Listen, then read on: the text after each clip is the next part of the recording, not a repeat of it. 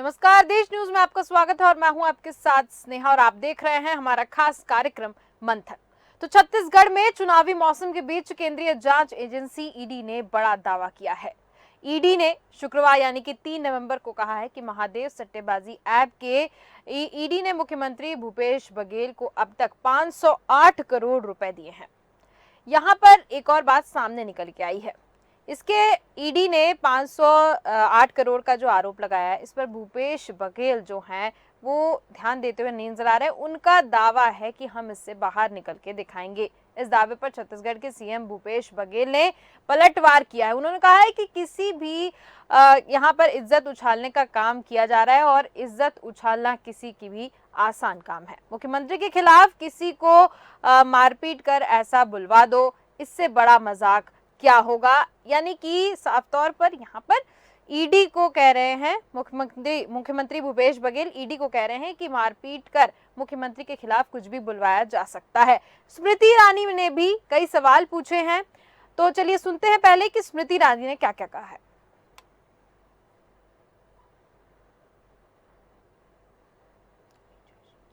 कि कांग्रेस के नेताओं को छत्तीसगढ़ में शुभम सोनी के माध्यम से असीम दास पैसा पहुंचाते थे। क्या ये सत्य है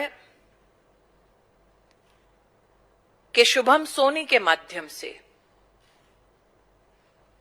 एक वॉइस मैसेज के माध्यम से असीम दास को ये आदेश दिया गया कि वो रायपुर जाएं और बघेल को चुनाव के खर्चे के लिए पैसा दे? क्या ये सत्य है कि 2 नवंबर होटल ट्राइटन में असीम दास से सर्च में पैसा बरामद हुआ? क्या ये सत्य है कि अलग अलग बैंक अकाउंटों से 15 crore 50 lakh prevention of money laundering act के तहत फ्रीज किया गया?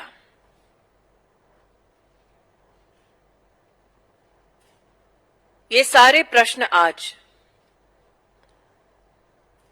मैं भूपेश बघेल जी से और कांग्रेस के नेतृत्व से कर रही हूं। और इसी पर चर्चा के लिए हमारे साथ जुड़ चुके हैं नवीन जोशी जी, जो कि राजनीतिक विश्लेषक हैं। साथ ही साथ हम डॉक्टर आलोक सूती जी भी हमारे साथ जुड़ चुके हैं, जो कि समाज सेवी हैं, और अंशुल मिश्रा जी जुड़ चुके हैं, जो कि कांग्रेस के प्रवक्ता हैं। आप तीनों का बहुत बहुत स्वागत है देश न्यूज पर। सबसे पहले मैं आऊंगी नवीन जोशी जी आपके पास। जानना चाहती हूं आपसे किस तरीके से ये जो भूपेश बघेल के ऊपर आरोप लगाए जा रहे हैं 508 करोड़ रुपए के, आपको क्या लगता है? अभी ईडी ने तो साफ तौर पे बहुत सारी चीजें कही हैं, लेकिन आपका क्या मत है इसको लेकर? देखिए, सारा जो मसला है वो टाइमिंग को लेकर के जी। और जब इलेक्शन चल रहा हो ऐसे वक्त पर आरोप लगना और आरोप के बाद उसको इस ढंग से, जिस तरह से ईडी की कार्रवाई हो रही है या जिस तरह से पूरे देश में इसका जो प्रचार हुआ है, उस पे मुझे ऐसा लगता है कि कहीं न कहीं संकट बढ़ तो गया है और संकट बढ़ा है भूपेश बघेल पर। और भूपेश बघेल पर ये संकट जो बढ़ा है, इसको देख करके आने वाले इलेक्शन पर इसका सीधा असर है। और पहले से कहा जा रहा था कि विपक्षी दल पर इस तरह की एजेंसियां लगातार दबाव बना रही हैं और ये फिर से इस बात का संकेत है कि कहीं न कहीं इस संकेत ये देता आ रहा है कि विपक्ष की जो कार्रवाई करना है जिन पर दलों पर, वो इन एजेंसियों के माध्यम से की जा रही है। ईडी का इस तरह से प्रकटीकरण, फिर उसकी कार्रवाई करना, मुझे ऐसा लगता है कि भूपेश बघेल को घेरने की कोशिश है और पूरा केंद्रीय नेतृत्व जो भारतीय जनता पार्टी का है, या हम ये कह लें कि एजेंसियों का उन्होंने रास्ता ढूंढ लिया है। तो ईडी की ये पहले आप देखिए, आप पार्टी पर पूरी कार्रवाई होती है, दिल्ली में एक एक करके सारे बड़े नेता उन्होंने उन पर छापा मार हुआ, कार्रवाई हुई, और अब वो सारे कोई जेल में है, कोई बाहर नहीं है। तो उनके पर भी पूरा प्रभाव पड़ा है। देश में आप पार्टी की हालत खराब है। अब कांग्रेस पर भी ये शुरुआत हुई है छत्तीसगढ़ में। मुझे ऐसा लगता है कि इसमें कहीं ना कहीं सियासी धमक के साथ काम हो रहा है। ठीक है, ठीक है, ठीक है। आलोक सोती जी, मैं आपके पास आना चाहती हूँ। डॉक्टर आलोक सोती जी, यहाँ पर जैसा इन्होंने कहा कि घेरने की कोशिश की जा रही है भूपेश बघेल को, लेकिन यहाँ पर जैसे स्मृति ईरानी ने का आपने सुना होगा, उन्होंने जो बातचीत कही उसमें निकल के ये आया कि एक वॉइस नोट शेयर किया गया है जिसमें कहा गया है कि वॉइस नोट के जरिए पैसे पहुंचाने का काम भूपेश बघेल को, यानी कि कहीं ना कहीं से कुछ कुछ ऐसी चीजें सामने निकल के आ रही हैं जिससे ऐसा संदेह हो रहा है कि कुछ ना कुछ गड़बड़ी जरूर हुई है। आपको क्या लगता है आलोक सती जी? देखिए, जब भी इलेक्शंस आता है तो जितनी भी एजेंसियां होती हैं, चाहे वो सुरक्षा के लिए हो, पुलिस प्रशासन हो, या आपका जो है ईडी हो या इनकम टैक्स हो, ये सक्रिय हो जाती है, क्योंकि ये सर्वविदित है कि भारत में जो इलेक्शंस होते हैं उसमें पैसे का लेन देन बहुत ज्यादा होता है और सभी को मालूम है। तो ऐसे स्थिति में आपने देखा असीम दास का कहा जा रहा है जो ईडी ने छापा मारा किसी होटल में और उनसे 5 करोड़ रुपए जो है रंगे हाथ पकड़े गए। तो जाहिर सी बात है ईडी कार्रवाई कर रही है, पैसा पकड़ा गया है और ये कहा जा रहा है कि इसके अलावा भी पैसे पकड़े गए हैं। तो कोई ना कोई की निगाह तो जाती है, क्योंकि आप देखें बड़ा अमाउंट कोई छोटा नहीं होता है और ये पैसा पकड़ा गया है। तो जहां तक सवाल है इलेक्शंस का, चाहे वो किसी भी प्रांत का हो, बगैर पैसे के तो इलेक्शंस होता नहीं है। और ऐसे में इस प्रकार की जो अनअकाउंट मनी होती है, चाहे वो व्यापारियों की हो, किसी उद्देश्य से एक स्थान से व्यापार के लिए लिए जाते हैं। हालांकि 2 लाख से ऊपर का पैसा आप अपने साथ लेके नहीं जाते हैं कानूनी तौर पे, लेकिन फिर भी चूंकि हिंदुस्तान है, हर तरीके का माहौल है, हर तरीके का व्यापार होता है, वो भी हो सकता है। लेकिन चूंकि ये ईडी ने इसको डिविएट किया है, आगे बढ़ाया है, वो बताया कि ये तो केवल 10% है, इसमें करीब 508 रुपए का जो है लेन देन हुआ है। और सिर्फ कांग्रेस के जो मुख्यमंत्री हैं वर्तमान इस समय बघेल साहब, उनके ऊपर जो है उन्होंने आरोप लगाने की कोशिश की है। जांच चल रही है, अब देखना है कि इसका क्या निष्कर्ष निकलता है। लेकिन पैसा का लेन देन तो होता रहता है, इसमें कोई चोरी छुपी बात नहीं है। ठीक है, ठीक है। अंशुल मिश्रा जी, आपके पास आना चाहती हूँ, आपकी इसमें प्रतिक्रिया जानना चाहती हूँ। क्या लगता है आपको, जैसा कि स्मृति ईरानी ने कहा वॉइस नोट शेयर हुए हैं, चुनाव के प्रचार प्रसार के लिए पैसे दिए जाने को कहा गया है, क्या लगता है आपको? स्मिता जी, जब आप जहाँ बैठी थी आपके पीछे एक लाइन लिखी हुई थी कि फंस गए भूपेश बघेल जी। मुझे तो ऐसा लगता है कि डर गए मोदी जी, क्योंकि जिस प्रकार से ईडी के ताबड़तोड़ छापे पड़ रहे हैं और ईडी को कुछ नहीं मिल रहा है, मुझे ऐसा लगता है कि मोदी जी डर चुके हैं छत्तीसगढ़ की राजनीति से और उन्हें पता चल चुका है कि कितने गंदे तरीके से हारने वाली है भाजपा पार्टी। मैं थोड़ा सा आपको एग्जाम्पल सेट कर दिखाता हूँ। बिल्कुल।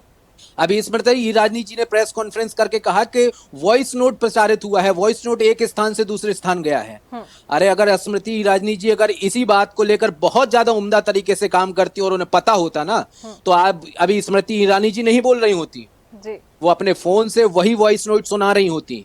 इन्होंने कहा कि व्हाट्सएप चैट पकड़े गए हैं, तो व्हाट्सएप चैट अगर उनके हाथ में आ गए होते, बीजेपी के हाथ में आ गए होते, जनता जनार्दन तक चले गए होते, तो स्मृति ईरानी जी प्रश्न नहीं पूछती, वो व्हाट्सएप चैट की कॉपी हमें और आपको दिखा रही होती।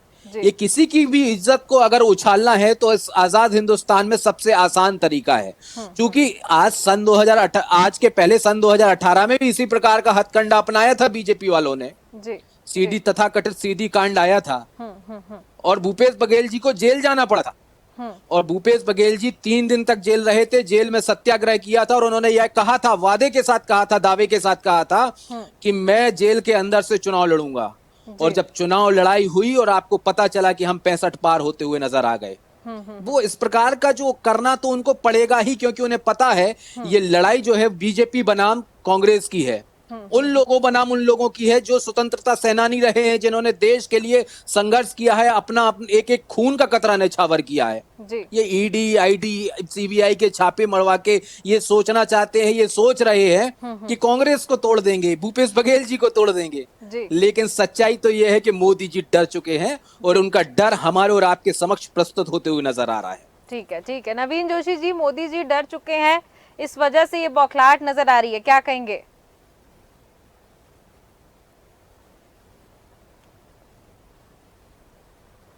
संविधान शक्ति प्राप्त समस्त एजेंसियों पर जिस तरह से सत्तारूढ़ दल ने लगातार प्रभाव डाला है, उसी का ये असर आप देखिए सभी जगह पर दिख रहा है। और अब आम जनता राजनीतिक दलों के इस युद्ध को ये समझने लगी है कि एजेंसियां निष्पक्ष काम नहीं कर रही हैं। जब आप एक दल के ऊपर यदि पीछे लगते हैं तो पहले आपने आप पार्टी को घेरा, आप भाजपा को कांग्रेस को घेरने जा रहे हैं, वो दल जो लगातार कहीं न कहीं, तो इसमें ये स्पष्ट हो गया है कि विपक्षी दलों को समाप्त करने के लिए एक शस्त्र के रूप में एजेंसियों का इस्तेमाल क्यों हो रहा है। यदि ये आरोप सत्य है तो पहले इसकी फोरेंसिक जांच भी होना चाहिए। स्मृति ईरानी जी ने सारे आरोप लगाए हैं, मैंने भी सुना उनको, लेकिन आरोपों में अभी इसकी जब तक जांच नहीं हो जाती सीधे सीएम पर ये इल्जाम लगा देना और सारी, मैं समझता हूँ कि ये केवल और केवल राजनीतिक लाभ लेने की कोशिश है। जी नवीन जी, स्मृति ईरानी ने सवाल पूछे हैं भूपेश बघेल से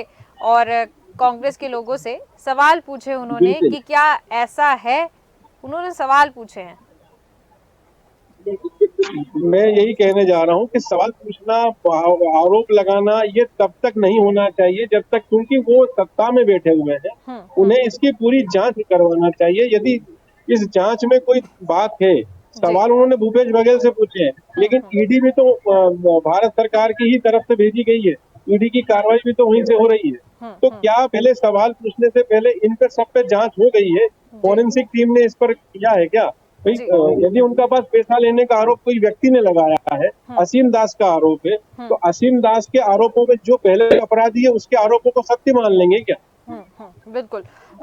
डॉक्टर आलोक सती जी, निष्पक्ष तौर पे ईडी नहीं, मतलब ईडी का रवैया नहीं समझ में आ रहा है, यहाँ पर क्या करना चाहती है ईडी? पार्शियलिटी करती हुई नजर आ रही है, ऐसा नवीन जोशी जी का कहना है।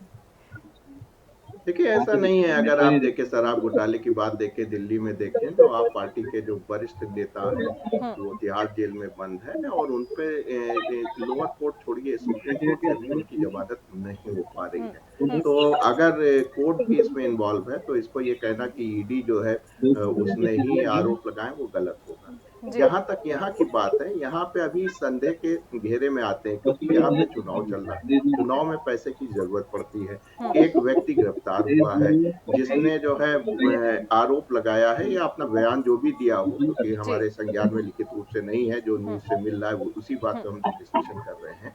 तो ऐसी स्थिति में उसने आरोप लगाया है, जांच चल रही है और आप तो जानते हैं कि भारतीय राजनीति में चाहे पक्ष हो चाहे विपक्ष हो, उनको तो केवल एक चिंगारी चाहिए, हुआ चाहिए और उस पे ही वो लोग आगे काम चलते हैं। यहाँ की जो राजनीति है वो मुद्दों पे नहीं लड़ी जाती है, यहाँ का जो परसेप्शन बनाया जाता है पिछले 6 महीने के अंदर, क्योंकि मीडिया बहुत फास्ट हो गया है, सोशल मीडिया आ गया, तो वो समय घट गया, 1 से 2 महीना ही रह गया है और उसी समय या इवन चुनाव के समय जो परसेप्शन बनता है उसी पे आप देखते हैं कि भारत की जनता जो है अपना वोट डाल देती है। तो चाहे पक्ष हो चाहे विपक्ष हो, दोनों पूरी तरफ से ये कोशिश करते हैं कि एक दूसरे की छवि को खराब किया जाए। तो ऐसे में आप जैसा केंद्र सरकार के है कि आदमी नहीं आती है, ईडी हो, इनकम टैक्स हो या सीबीआई हो, तो ये आरोप लगना स्वाभाविक होता है कि केंद्र सरकार जो है वो अपनी एजेंसियों का उपयोग कर रही है इस तरीके से ताकि उनके पक्ष में जो है चुनाव के फैसले चले जाए। तो अभी जांच का विषय है और जांच चलती रहेगी। हमें उम्मीद है कि चुनाव इसी तरह आगे बढ़ता रहेगा और इसकी कोई विशेष रिपोर्ट आपको देखने को नहीं मिलेगी। ठीक है अंशुल मिश्रा जी, नवीन जोशी जी कह रहे हैं कि ईडी जो है पार्शियलिटी कर रही है, यानी कि भारत सरकार के द्वारा जो कहा जा रहा है, हम केंद्र की बात करें, वही ईडी करती हुई नजर आ रही है। जांच एजेंसियां जो जैसे ईडी की बात करें, आईडी की बात करें, ये सारी जो एजेंसियां हैं पार्शियलिटी कर रही हैं, यानी कि एक तरीके से देखें तो एक राजनीतिक दल का सपोर्ट कर रही हैं। क्या वास्तव में आपको क्या लगता है वास्तव में बताइएगा, क्योंकि ऐसे तो बहुत आरोप लगते रहते हैं ईडी और, क्योंकि जांच एजेंसियों पे आरोप लगाना देखिए एक बहुत ही अलग बात हो जाती है, क्योंकि अगर जांच एजेंसी है किसी देश की और उस पे विश्वास करना, तो जनता को विश्वास तो करना चाहिए, और यहाँ पर विश्वास टूटता हुआ नजर आ रहा है। क्या लगता है आपको, आगे और टूटेगा विश्वास? स्मिता जी, मैं जो हूं वो तर्क और तथ्य पर बात करना बहुत उचित समझता हूं और होना भी चाहिए। ईडी की संदिग्धता तब समझ में आती है, उसका भरोसा कब टूटा हुआ समझ में आता है जी। कि ईडी हमारे ऊपर आरोप लगाती है कि हमने कोयला घोटाला किया। जी। अच्छी बात है, आपको जांच करना चाहिए और दूध का दूध पानी का पानी करना चाहिए अगर ईडी निष्पक्ष है तो। लेकिन ईडी क्या करती है, छत्तीसगढ़ राज्य शासन के 2 आईएएस बाकी 4 व्यापारियों को अंदर करवा देती है और 16,000 पेज की चार्जशीट को दायर कर देती है और उसके बाद उपस्थित नहीं होती है, माननीय कोर्ट को बुलाने के बाद भी उपस्थित नहीं होती है। और जब सुप्रीम कोर्ट ईडी को फटकार लगाती है तो उसमें यह कहा जाता है कि जो कोल माइंस हैं वो केंद्र सरकार के अधिग्रहण में आती है, मतलब एचईसीएल और एनटीपीसी के अंदर में आती है। मतलब एचईसीएल और एनटीपीसी के एक भी अधिकारी को आज दिनांक तक आपने एक भी समन नहीं भेजा। एनटीपीसी एचईसीएल के एक भी अधिकारी को जिनके अधिग्रहण में वो कोल माइंस रहती है उसको आज तक आपने बुलाया नहीं, तलब नहीं किया, उनसे पूछताछ नहीं किया। और राज्य के अधिकारी जिनको कोई लेन देन नहीं है उसके ऊपर सगुफा गढ़ के और उनको अंदर कर दिया। ये मैं नहीं कहता हूं, माननीय न्यायालय कहता है, देश की कानून व्यवस्था कहता है। जी। ईडी की निष्पक्षता पे कब प्रश्नवाचक चिन्ह उठता है कि हेमंत विश्व शर्मा जैसे लोगों के ऊपर ईडी आरोप लगाती है कि 68,000 करोड़ का घोटाला किया है क्योंकि वो कांग्रेसी नेता हुआ करते थे। लेकिन जब वो वॉशिंग पाउडर निर्मा में धुलकर आते हैं, मोदी पाउडर निर्मा में धुलकर आते हैं और जब मुख्यमंत्री बन जाते हैं तो ईडी उसके ऊपर कोई प्रश्न उठाने के लिए तलब नहीं करती। ईडी के ऊपर प्रश्नवाचक चिन्ह उठता है कि जब मुख्यमंत्री, महाराष्ट्र के मुख्यमंत्री के ऊपर 72,000 करोड़ का आरोप लगाया जाता है जी। और उसके बाद जब वो फिर से धुलकर आते हैं और आज दिनांक में आपको भी नहीं पता उस 72,000 करोड़ के ऊपर क्या हुआ क्या नहीं हुआ। तो ऐसे बहुत सारे प्रश्नवाचक चिन्ह हैं। ईडी के ऊपर एक प्रश्नवाचक अवश्य उठता है। आदरणीय पूर्व मुख्यमंत्री रमन सिंह जी को ईडी आने के पहले पता चल जाता है, वो एक रात छत्तीसगढ़ वासियों को बता देते हैं ट्विटर के माध्यम से कि कल ईडी यहाँ आने वाली है। हालांकि उस ट्वीट को उनको बाद में डिलीट करना पड़ता है। इन्हीं के पूर्व पीडब्ल्यूडी मंत्री को यह पता चल जाता है कि ईडी कल कहां जाने वाली है। अगर वह निष्पक्ष है तो पता कैसे चल जाता है।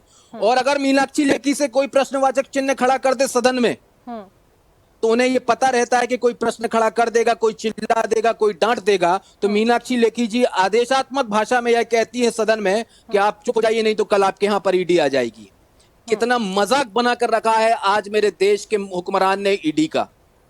ईडी का मकसद जो हुआ करता था आज वह बेमकसद काम करते हुए आ रही है, क्योंकि मेरे देश में अघोषित आपातकाल लगा है। यही आदरणीय मुख्यमंत्री जी ने कहा था कि इनके पास ईडी और आईटी जो है, बीजेपी के पास उनकी गेड़ियां हैं।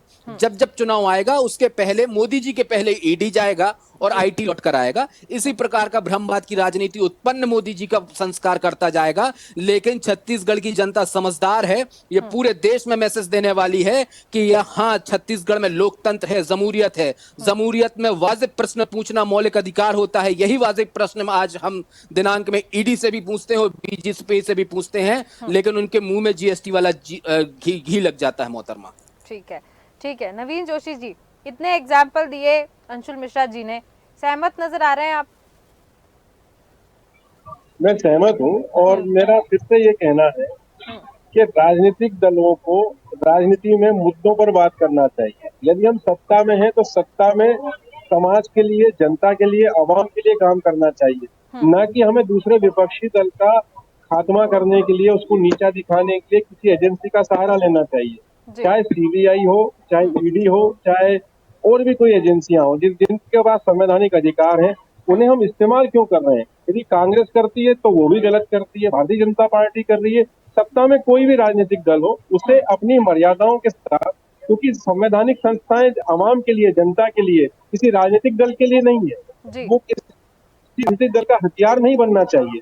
आज ये जो पूरी कार्रवाई है, आप बताइए इलेक्शन के टाइम पर यदि ये आरोप या सवाल जवाब जो हो रहे हैं, क्यों नहीं छत्तीसगढ़ में भारतीय जनता पार्टी मुद्दों पर राजनीति करती है? क्यों नहीं वो बड़े मुद्दे उठा करके बगल की क्यों नहीं निकाल रहे हैं?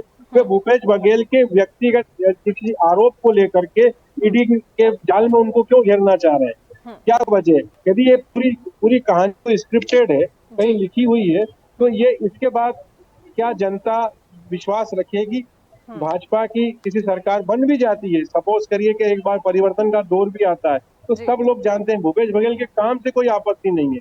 आप भूपेश बघेल के ऊपर किसी ने करोड़ों रुपए लेने का इल्जाम रख दिया, तो क्या भूपेश बघेल चोर हो गए, बेईमानी के साबित? जबकि अभी सारी जांच बाकी है, लेकिन जिस ढंग से ये जो कार्रवाई की जा रही है, मुझे लगता है कि जो आप पार्टी के साथ दिल्ली में होता है वही छत्तीसगढ़ में जाएगी भारतीय जनता पार्टी, और ईडी की जो कार्रवाई है उससे ऐसा लगता है देखने का। ठीक है आलोक सोती जी, आम आदमी पार्टी के साथ जो दिल्ली में हो रहा है वो छत्तीसगढ़ में कांग्रेस सरकार के साथ हो रहा है। इलेक्शन के वक्त ही ऐसी बातें क्यों सामने आती हैं? ढेरों सवाल हैं, मैं आपसे जवाब चाहती हूँ। देखिए, दिल्ली की जो आप है उसको हम यहाँ की छत्तीसगढ़ से नहीं कर सकते, क्योंकि वहाँ पे जो है वो एक शराब घोटाले आलोक की सोती बात जी, हुई आपकी है, आवाज थोड़ी सी ब्रेक हो रही है, थोड़ा सा तेज बोलने का। अच्छा जी ठीक ठीक। अब मेरी आवाज आप तक साफ पहुंच रही? जी बिल्कुल बिल्कुल।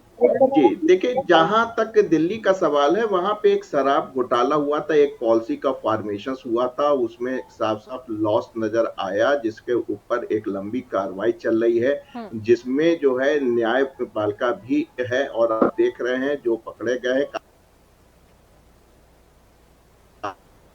काफी प्रयास कर रहे हैं, हाई कोर्ट सुप्रीम कोर्ट तक जा रहे हैं, लेकिन उनको सफलता नहीं मिल रही। छत्तीसगढ़ का मामला जो है साफ नजर आ रहा है एक तरीके से चुनाव का। चुनाव में इस तरीके आती रहती हैं और उसमें जो है कार्रवाइयां होती रहती हैं, और जहां तक सवाल है कि ये पूरी जब तक जांच होगी तब तक चुनाव भी समाप्त हो चुका होगा।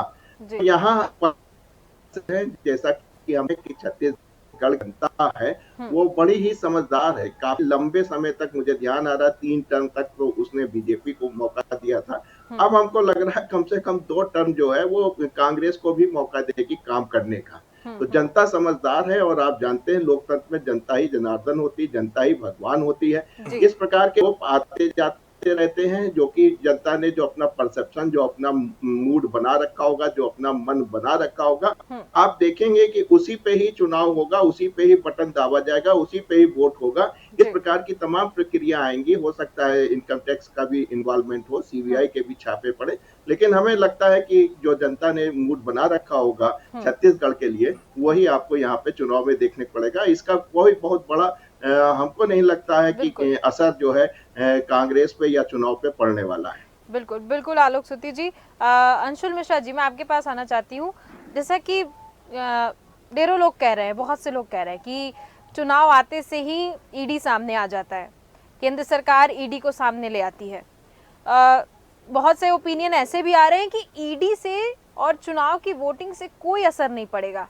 आपका क्या कहना है? वोटिंग पे असर पड़ सकता है? साथ ही साथ एक और चीज सियासी गलियारों में देखने को मिल रही है और सुनने को मिल रही है कि जो गड्ढा भारतीय जनता पार्टी कांग्रेस के लिए खोद रही है, उसी गड्ढे में भारतीय जनता पार्टी खुद गिरने वाली है, ऐसा कहा जा रहा है। क्या इस पे भी आपकी प्रतिक्रिया चाहूंगी? स्मिता जी, जो भी राजनीतिक दल है आज जमहूरियत, मेरा नाम स्नेहा है। माफ कीजिए स्नेहा जी, जो भी राजनीतिक दल होता है वह अगर अपनी कर्म नीति पे भरोसा रखता है, वो जब अपनी सेवार्थ नीति पर भरोसा रखता है, जब वह अपने छत्तीसगढ़ की जनता या किसी भी प्रदेश की जनता हो अंतिम स्थान तक पहुंचने का प्रयास करता है, उनके अलग अलग प्रोग्राम्स रहते हैं, ईडी आए, आईटी आए, मोदी जी आए, अमित शाह जी आए, या देश का कोई भी नेता आए, कोई भी जो अपने आप को बड़ा कहता हो आए, छत्तीसगढ़ की जनता या बाकी के राज्यों की जनता को फर्क नहीं पड़ता, क्योंकि उन्हें पता होता है कि मुझे क्या करना है, क्या नहीं करना। जैसे माननीय समाज सेवी जी महोदय ने अभी हमें आपको बताया, हमें और आपको क्रोनोलॉजी समझने की आवश्यकता है माननीय अमित शाह जी की। अमित शाह जी यही तो करना चाहते थे। अगर आज ईडी और आईटी का छापा नहीं पड़ता तो आज हमसे यह प्रश्न आप यह पूछ रही होती कि भैया बताइए आपने आत्मानंद स्कूल कितने खोल दिए, आप भैया बताइए कि आपने 2500 रुपए समर्थन मूल्य में धान कैसे दे दिया, बताइए आपके छत्तीसगढ़ में महिलाओं की हालत कैसी है, स्थिति क्या है, किसान कैसे सुदृढ़ हुआ, ग्राम स्वराज योजना के तहत आपने क्या कर दिखाया, 200 यूनिट बिजली तक बिल आपने कैसे किया। ये छत्तीसगढ़ के बल्कि संपूर्ण हिंदुस्तान के आम जनमानस के ज्वलंत मुद्दे हैं, जिनसे 2-2, 4-4 रोज जनता जनार्दन को रूबरू होना पड़ता है। लेकिन चूंकि मोदी जी कुछ नहीं कर पाए, ना 2 करोड़ रोजगार दे पाए, ना वो 100वां दिन ला पाए जिसमें महंगाई कम हो जाए, ना वो हमारे कोयटो बना पाए, ना वो बुलेट ट्रेन चला पाए, ना एक भी स्मार्ट सिटीज दे पाए। तो भ्रमवाद की राजनीति अगर किसी से करवाना है तो सबसे बड़ा नेता अगर कोई है, मैं समझता हूं मेरे पूरे हिंदुस्तान में, तो बीजेपी का एक एक नेता है जो भ्रमवाद की राजनीति करने में सक्षम है।